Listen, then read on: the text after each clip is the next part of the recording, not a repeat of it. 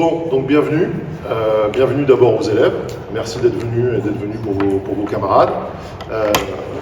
Bienvenue à mes chers collègues, devant et au fond. Les premiers sont les derniers, les derniers sont les premiers. L'école catholique oblige. Et puis, bienvenue surtout aux candidats pour cette finale 2023 que nous faisons cette année après le bac, donc dans une tenue très estivale. Donc merci d'être venus pour clore ce concours d'éloquence. Cette année, il y a un sujet un peu particulier. Alors, on a eu plusieurs sujets. L'année dernière, c'était vivre. La fois d'avant, c'était moi président. On a eu pourquoi quelque chose plutôt que rien, en hommage à Leibniz. Il y a eu temporalité et consécution. Il y a eu non, ça c'est des blagues. Là, le sujet, il est, je ne sais pas s'il est facile ou s'il est très difficile.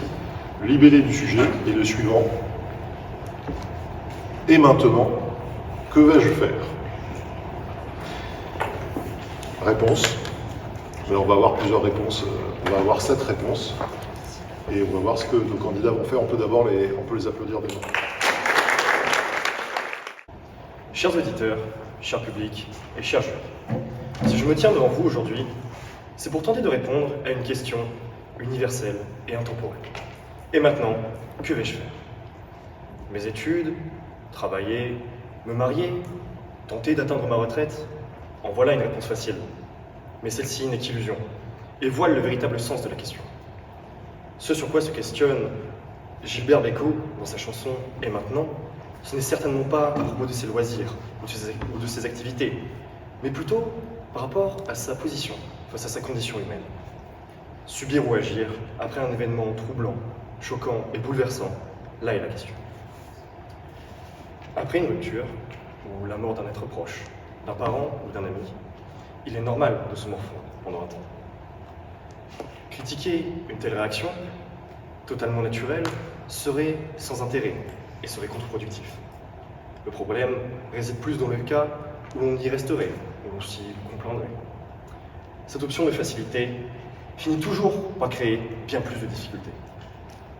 Comment combler la perte que je viens d'avoir? Comment combler ce manque qui me correspond?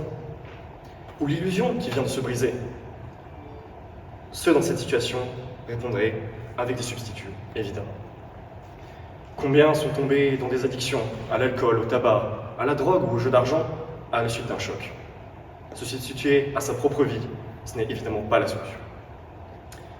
Néanmoins, croire que simplement réfléchir à des possibilités de changement qui seraient suffisantes pour sortir de cette situation initiale serait une erreur encore plus trompeuse. Dans le simulacre que vous créeriez, vous finiriez par en souffrir encore plus. Un exemple peut facilement l'illustrer. Imaginons qu'après une rupture, vous tentiez de retrouver l'image de votre relation passée avec une autre personne. Vous seriez crédule de penser que cela est possible et vous finiriez par en plus en souffrir, en plus de vous-même faire souffrir les autres. Mais alors, que faire? La question se pose toujours. Si je ne veux pas subir et je ne veux pas souffrir, je dois donc agir. Vous me direz que c'est plus facile à dire qu'à faire, et que finalement, je ne connais pas le point de tout le monde, je ne connais pas les problèmes de chacun, je ne peux pas réagir pour tout le monde. Eh bien, je vous répondrai que vous avez raison. Mais néanmoins, ma pensée resterait la même. Il faut tenter, même si cela vous coûte quelque chose, de toujours agir. Tenter d'influencer le futur, bien que cela soit dans un premier temps effrayant, et même assez effrayant, cela porterait toujours ses fruits. On le dit bien, la chance sourit aux audacieux. Alors pourquoi n'aurions-nous pas l'audace de se lancer à nouveau vers un autre chemin, qui, certes incertain, ne mènerait pas forcément vers une fin finie, mais qui trouverait son propre sens dans son action, c'est-à-dire le cheminement. Si ce n'est à cause de la peur de s'enfoncer plus profondément dans sa peine ou dans ses troubles, je ne verrai pas d'autre réponse. Et si cette unique réponse pourrait sembler correcte, elle ne vous pousserait qu'à rester dans votre malheur et dans votre peine, et ce, pour une durée indéfinie. Ainsi, bien que l'attrait pour la passivité nous définisse, nous devons, dans les moments de doute, de peine, de tristesse, où l'on se questionne sur l'avenir, nous soutenir pour agir. En effet, on ne devrait pas simplement penser de manière individuelle, mais aussi de manière collective. On le sait bien, l'union fait la force. Et la base de cette union, c'est la communication. La communication en elle-même reste une action, donc reste dans le principe de la passivité et de l'action. Par l'entraide et par le soutien, on peut donc transcender cette peine qui est intrinsèque à notre condition humaine. Finalement, cette question, et maintenant, que vais-je faire, oppose deux situations, le passif et l'actif, mais aussi ce qui l'aurait lié, la peine et le bonheur. Si vous étiez tenté d'y rester dans votre situation initiale, vous finiriez par y laisser votre sanité et par y rester. Il ne reste alors qu'une nécessité qui, bien que compliquée à réaliser, reste en réalité, pour une majorité de situations, l'unique solution, l'action.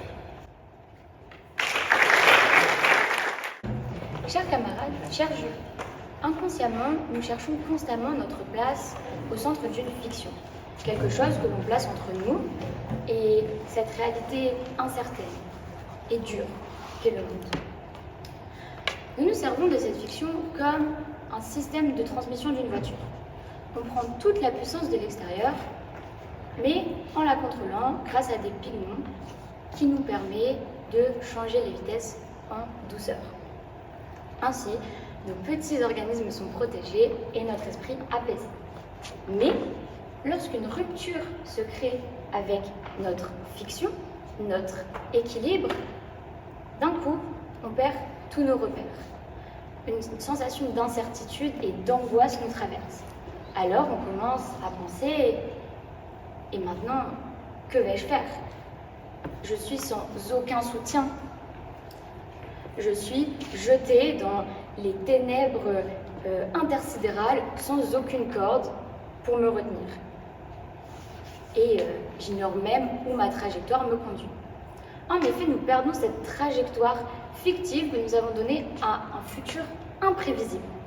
Cette illusion de continuité qui nous a amenés à penser « je vais faire mes études, je vais devenir avocate, je vais me marier avec mon compagnon actuel parce qu'on s'aime et je vais habiter dans une jolie maison à Nice ». Sans penser que le droit va finir par nous donner la nausée, que notre compagnon nous quittera 3 jours plus tard et que nous allons finir par travailler à Paris dans un appartement qui fait la taille de la salle de bain de nos rêves. Et d'un coup, nous voilà dans une nouvelle fiction, où dont nous ne connaissons ni le genre, ni le scénario, simplement le nom du héros. Alors qu'on pourrait penser que c'est normal, dès qu'il y a un grand changement, d'avoir l'impression de changer de vie et de se demander ce qu'on va faire après. Mais en soi, nous n'avons pas besoin de grands changements. Je devais partir en Italie, mais ça a été annulé. Et maintenant, qu'est-ce que je vais faire de mes vacances? Ma meilleure amie n'est pas là. Et maintenant, qu'est-ce que je vais faire de mon week-end?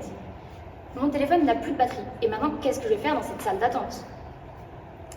Qu'est-ce que je vais faire de ce temps qu'il me reste, ce temps inattendu qui n'a pas été défini par mon calendrier cérébral? C'est ça la vraie question. Que vais-je faire face à ce futur incertain qui me propose un champ de possibilités infiniment terrifiant? Et là, d'un coup, mon cours de philo me revient. Et moi qui trouvais Sartre terriblement dramatique lorsqu'il disait « l'homme est condamné à être libre », je commence à comprendre. Nous avons été condamnés, par exemple, à faire des choix pour nos études. Nous avons été condamnés à imaginer le néant qu'est la suite. Nous avons été condamnés à envisager un avenir que nous ne connaissons pas, à prendre des décisions que nos parents appellent des étapes de la vie. Donc nous avons tous changé de chapitre malgré nous. Et qui sait, peut-être que notre vie n'est qu'une succession de nouvelles, très brèves, aux genres différents, et qui finissent toujours par la question fatidique « Et maintenant, que vais-je faire ?» Alors cette question nous suivra toujours. Elle peut avoir l'apparence d'une rupture, d'une trahison envers le passé. Parfois, on peut prendre beaucoup de temps avant de se la poser parce qu'on préfère rester dans notre petite fiction précédente.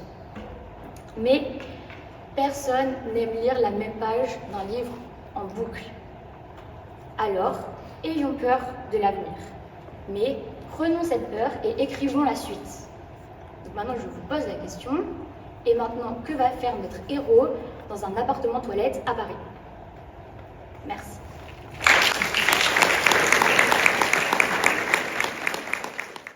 En recevant le sujet ce matin, j'ai pensé à Naël, 17 ans, mort hier, tué par la police, ou du policier suite à ça en garde à vue. Et maintenant, qu'allait-il faire? Avant le moment tragique, Naël, désireux de fuir, et le policier, désireux d'appuyer sur cette gâchette. Quand je découvris le sujet et la chanson de Beko qui fit écho, je pris à vrai dire le temps de m'en imprégner en l'écoutant. Et que sont les paroles virevoltantes dans le rythme envoûtant du boléro? Peut-être celui-ci serait-il passé inaperçu pour d'autres, mais ce rythme hypnotique, de par sa nature uniforme, comme le définissait Ravel, rappelle en moi toute la conséquence du désir. Car désirer n'apporte satisfaction que dans son chemin, dans la poursuite et la souffrance de ne pas encore posséder ce que l'on souhaite. Naël conduit une belle Mercedes, pas la sienne bien sûr, une voiture de location. Pourquoi? Et pourquoi pas sentir la luxure sous ses mains qui tiennent le roulant de cette belle machine jaune. Lorsque deux policiers l'interpellent, il ralentit, s'arrête en pleine voie. « Baisse ta fenêtre !» ordonne-t-il. Il s'exécute et ce geste sera en réalité le dernier dicté par sa raison. Pourquoi? Le cœur ou le désir lui jeta à l'oreille « Fuis, Naël, fuis !» Et boum. Le policier regarde Naël baissant la fenêtre. « Tes papiers !» ordonne-t-il. Et là, son cœur à lui, son désir lui chuchote à l'oreille « Tire, tire !» Et boum. Deux hommes, deux vies détruites par le désir. Et maintenant, que vont-ils faire? Regardez, Rochefoucauld et Schopenhauer s'accordent. Ce désir est brutal et insatiable. Alors une fois la possession acquise, naît un désir nouveau, et ainsi de suite. Et là, nous n'avons plus rien à faire, tout comme Beko, dont nous tirons la chanson. Cependant, moi je ne suis pas d'accord. Cette condition dépendante à désirer, je n'en veux pas. Moi-même, j'étais désireuse de participer à ce concours. Alors quoi? Je dois trouver désormais des choses faisant l'objet de mon désir? Des futilités que j'érigerai en obsession? Non, je ne suis pas d'accord. Laissez-moi vous offrir un secret. Vous raconter un bout de mon identité. Je suis d'origine arménienne et mon papa, l'exemple de ma vie, me répétait toujours « Chaque missile a tel cas ». Ce proverbe signifie « ne désire pas trop, car haïr existe ». À trop désirer, en fait, nous allons nous lasser et finir par la haine. Nos désirs deviendront des ordres et notre cœur en ressentira le désordre. Je pense que Naël, 17 ans, et désireux de fuir, en ressentit finalement le désordre. Mais quelle a été la conséquence du désir de ces hommes? Une société encore plus fracturée, une France encore plus fragilisée. Le peuple se soulève contre les forces de l'ordre, lesquelles sont devenues forces désordre. Et maintenant, que vais-je faire, se demande la France. Moi, Céline, citoyenne, j'irai un peu plus loin avec vous, cher public. Je parlerai en fait plutôt d'optimisme. Soyons épicuriens, curieux, et cherchons le maintenant. Le sujet ne tend pas à se languir de notre condition humaine, mais à en chercher nos pensées et à sortir vainqueurs de cette vie, en faisant vivre le maintenant. À notre échelle, que faire de mieux? On vit à peine qu'on meurt déjà, alors qu'allons-nous faire maintenant? Moi, je dis vivre.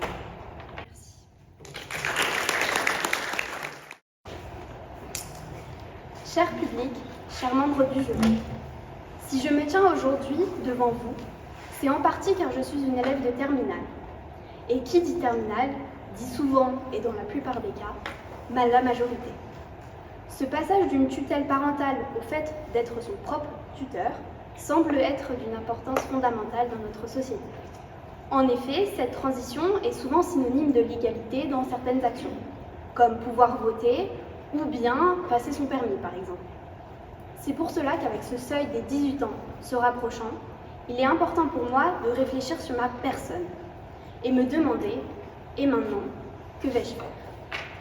S'il serait possible pour moi de faire un inventaire de toutes les possibilités dans un sens légal s'ouvrant à moi, je ne pense cependant pas que cela reflèterait réellement ma personne.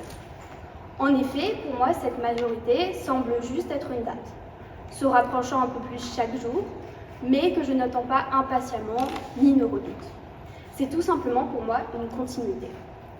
C'est pour cela que je m'interroge plus grandement sur ce que je souhaite faire ou bien les rêves que je souhaite réaliser. Ce ne sont pas des rêves d'enfant, ils sont plutôt en lien avec un accomplissement personnel que je souhaite voir.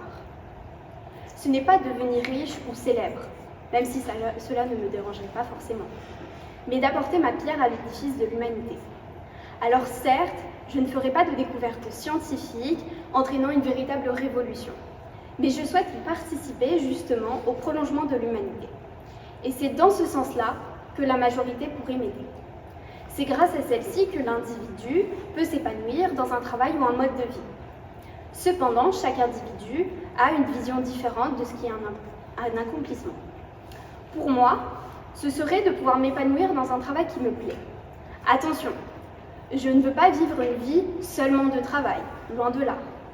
Avoir un travail qui me procure un certain épanouissement me permettrait de gagner de l'argent, me permettant de pouvoir vivre et exercer des loisirs qui me plaisent.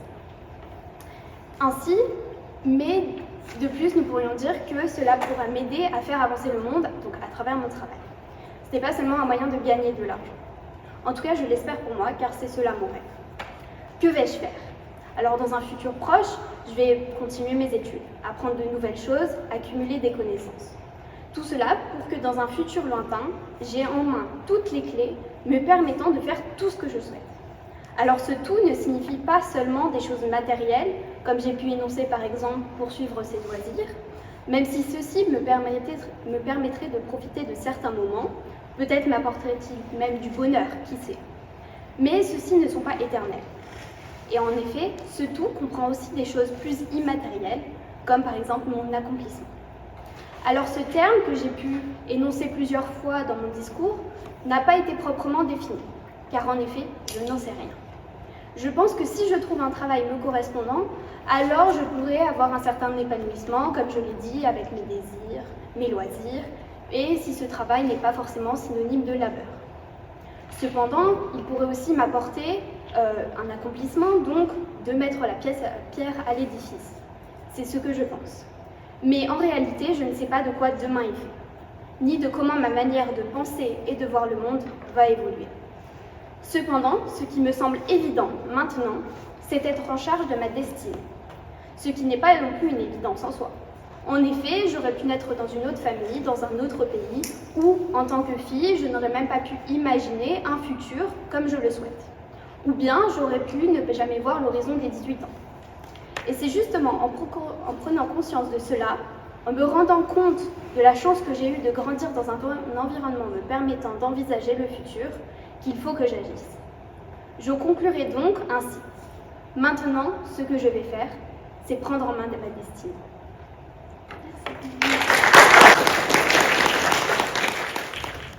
Et maintenant, que vais-je faire? À ce moment-là de la journée, la réponse semble plutôt évidente. Je vais vous exposer mon point de vue sur le sujet, et maintenant, que vais-je faire? À votre grand désarroi, je me passerai aujourd'hui de vous exposer mon projet d'avenir, comme je l'ai si bien présenté lors de mon grand oral. La suite des paroles de « et maintenant » sont les suivantes. De tout ce temps, que sera ma vie? De tous ces gens qui m'indiffèrent maintenant que tu es parti. Tout comme le grand Johnny, qui interprète cette chanson, je suis victime d'une peine de cœur, car je me sépare de mon amante avec qui j'entretenais une solide relation depuis 7 ans. Toutes ces journées rythmées par un emploi du temps réglé au millimètre, des cours magistraux, des éducateurs et des enseignants impliqués, oui, je tente le tout pour le tout. Des camarades joyeux et un environnement prospère à notre réussite, toutes ces choses-là, je m'en sépare. Tout ce qui venait meubler mes journées et donc ma vie, je m'en sépare. Mais donc, que vais-je bien pouvoir faire? Plus généralement, faut-il que j'agisse pour peut-être donner un nouveau sens à ma vie, pour la meubler de nouveau? Vaut-il mieux réfléchir? Mais alors, faut-il baser ces réflexions sur des déterminismes, sur l'existentialisme? Ou bien, faut-il rester passif? Toutes ces questions, car on pense sans arrêt à l'avenir. L'avenir, ce mot que l'on entend très souvent dans cet environnement lycéen et qui nous effraie. Tout comme on tente trop d'anticiper l'avenir, on se remémore excessivement le passé et les souvenirs. et le présent dans tout ça. Car aujourd'hui, on a bien le terme « maintenant » dans notre énoncé. Étant souvent mis en retrait par rapport à ses deux compagnons d'antan, et parfois oublié, le présent semble être pourtant la pierre angulaire de notre existence selon nos amis épicuriens.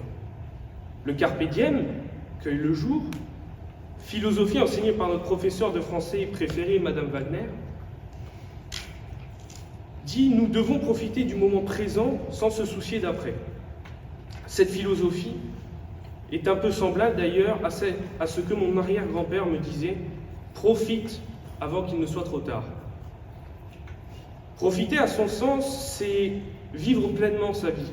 C'est toujours, dans la mesure, donner libre cours à ses plaisirs et savoir saisir chaque bonne opportunité pour ne pas avoir de regrets plus tard.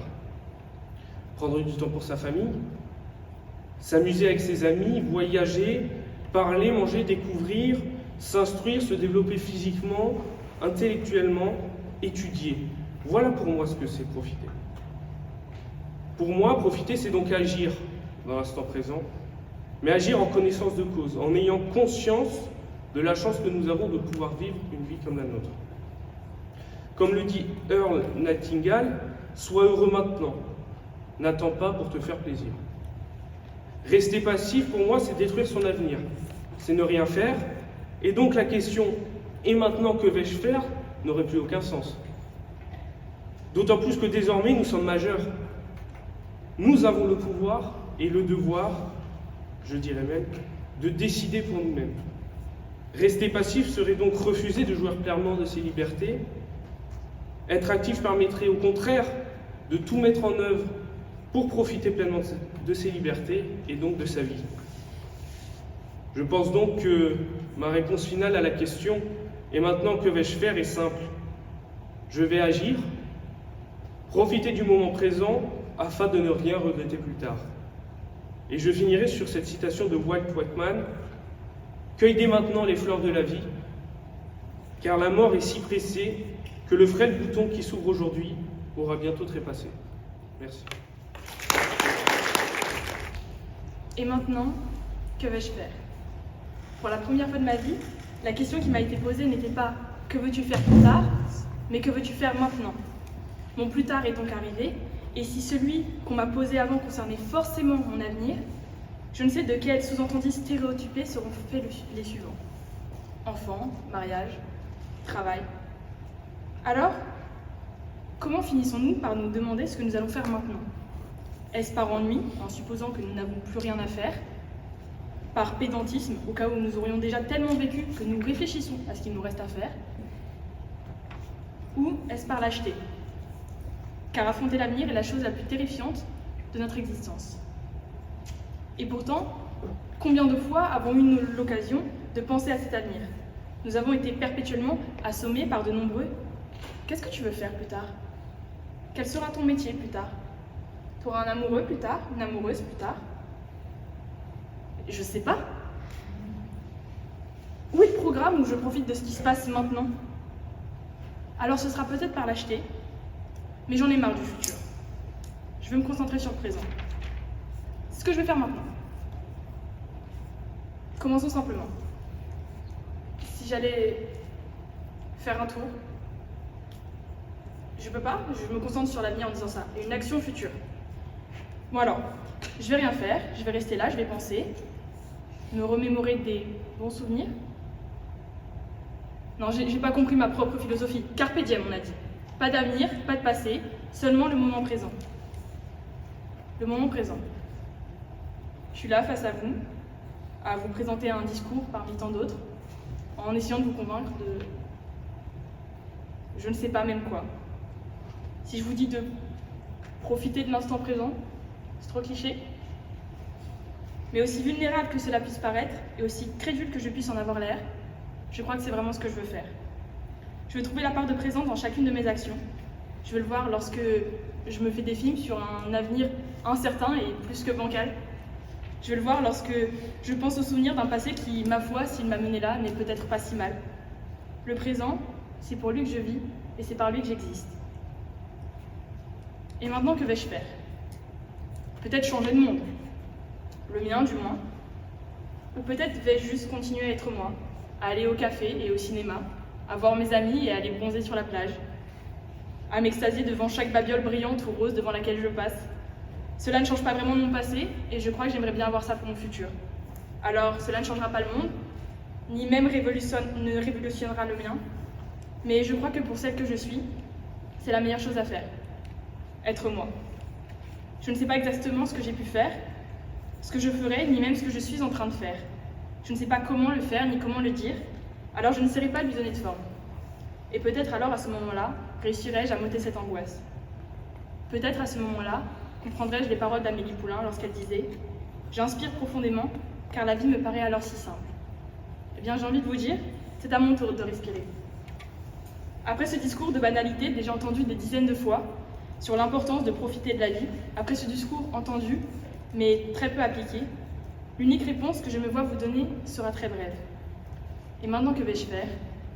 Et maintenant, je vais vivre.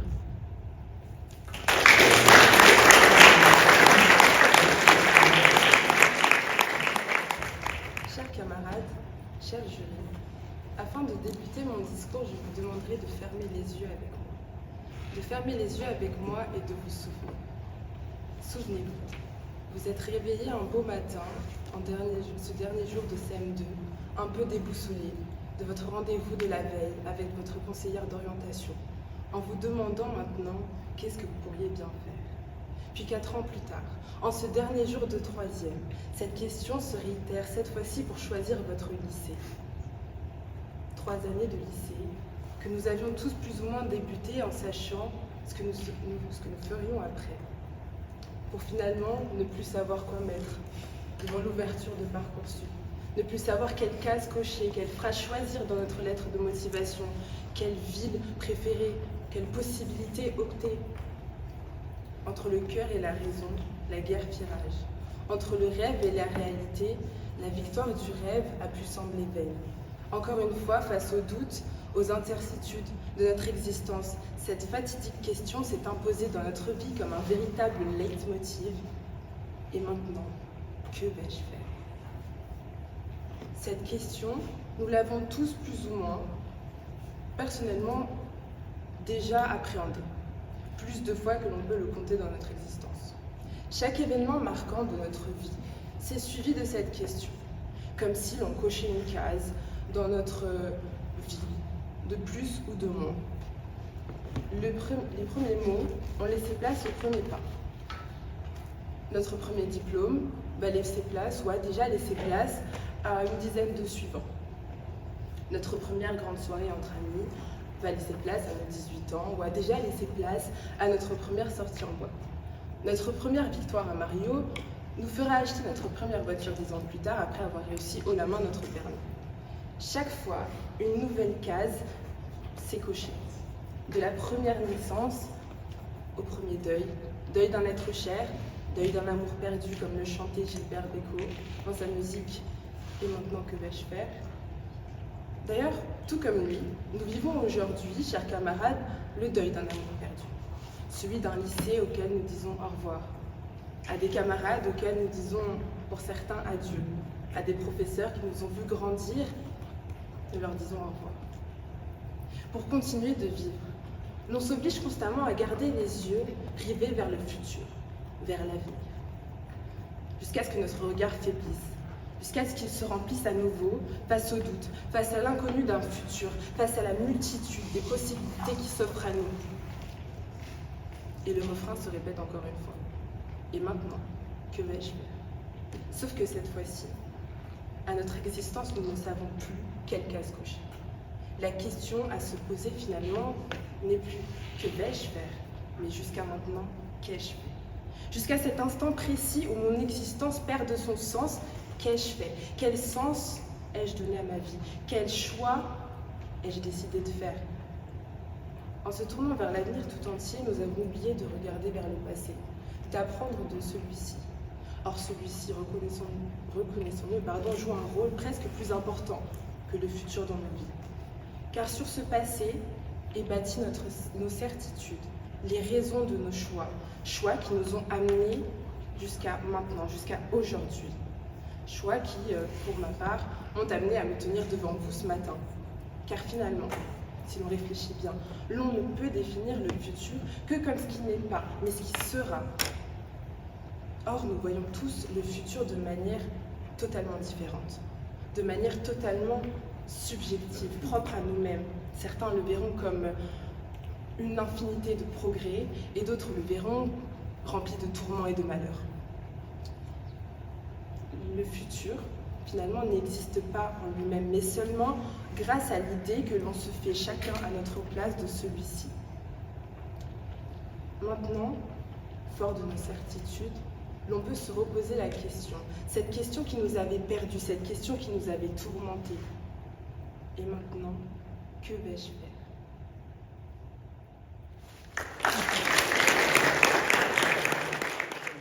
Donc ce que je voulais vous dire, c'était que je voulais vous remercier pour vos discours et je voulais vous remercier pour les jolies erreurs que vous avez faites, il y a des petites choses, des petites imperfections, etc. Mais il y a des choses magnifiques.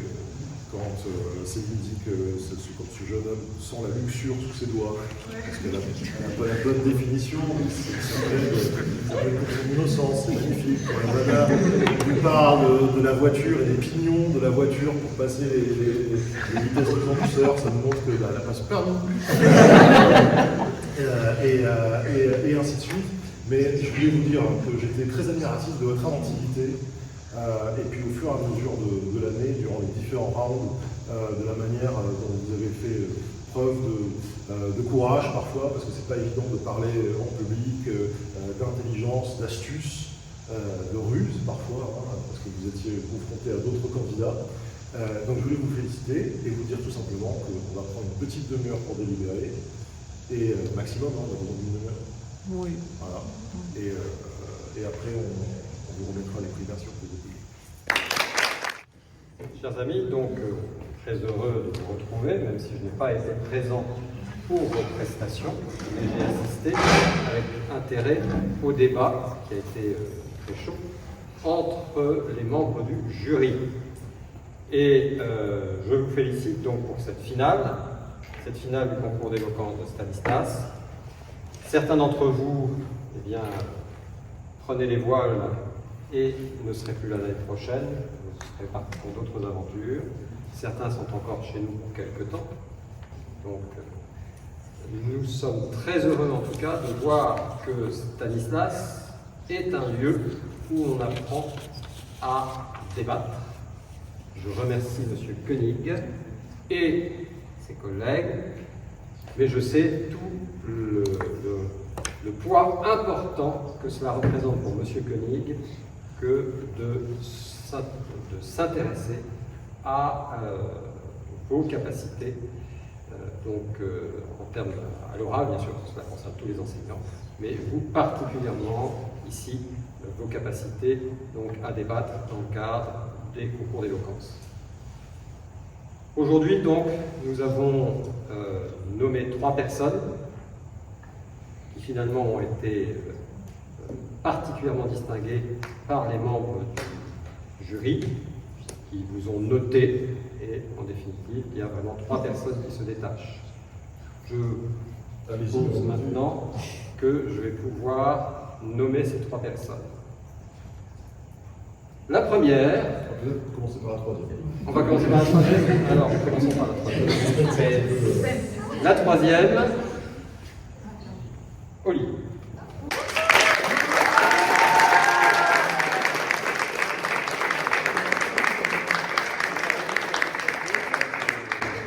Je sais que j'ai compris que c'était quand même assez difficile de te placer en 3e plan. Certains membres se sont mordus la langue en disant j'espérais que Oli serait première, mais le jury est quand même suffisamment nombreux pour qu'on puisse débattre. Bravo en tout cas pour ta prestation qui a été très appréciée. Bravo pour ta scolarité qui a été très appréciée. Et donc j'espère que tu viendras continuer à nous informer de la suite de tes aventures et de ce que tu vas faire maintenant, puisque c'était un peu le thème. Merci en tout cas et bravo à toi.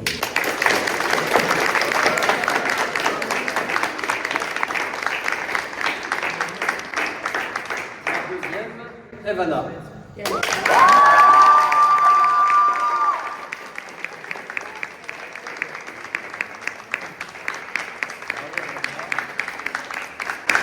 aussi, c'était débattu, mais j'espère encore aussi qu'avec toi, eh bien, on aura plein de bonnes choses dans les bras. Bravo à toi.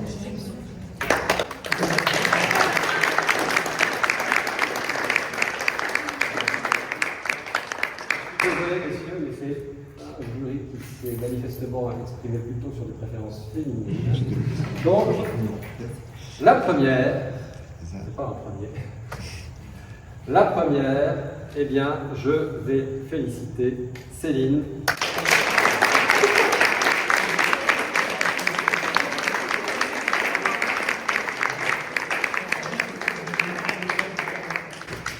Un grand bravo. Alors, ça laisse quelques espoirs pour la suite encore, parce que de toute façon, je suppose que tu continueras à faire des concours d'éloquence. On verra ce que les années prochaines feront au niveau des jurys. En tout cas, cela confirme que la valeur est en point au nombre des années. La question qui était posée était un peu traîtresse, parce que de toute façon, toi, tu sais ce que tu vas faire dans les 2 prochaines années. Ça reste encore quand même un peu précis, ou au moins encore pendant une année. Un très grand merci à vous de prendre le risque du concours d'éloquence. J'espère que vous continuerez à assumer ce risque dans les années à venir, parce que dans vos études, on vous en proposera encore, je suppose.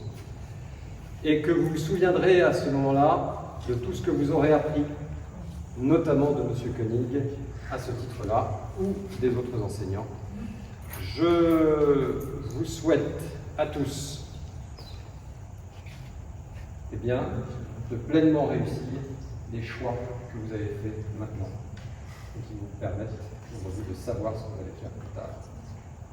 Maintenant, je vous rappelle aussi que vous aurez aussi 25 possibilités de changer d'avis. Et Dieu merci, il n'y a que les études qui changent jamais.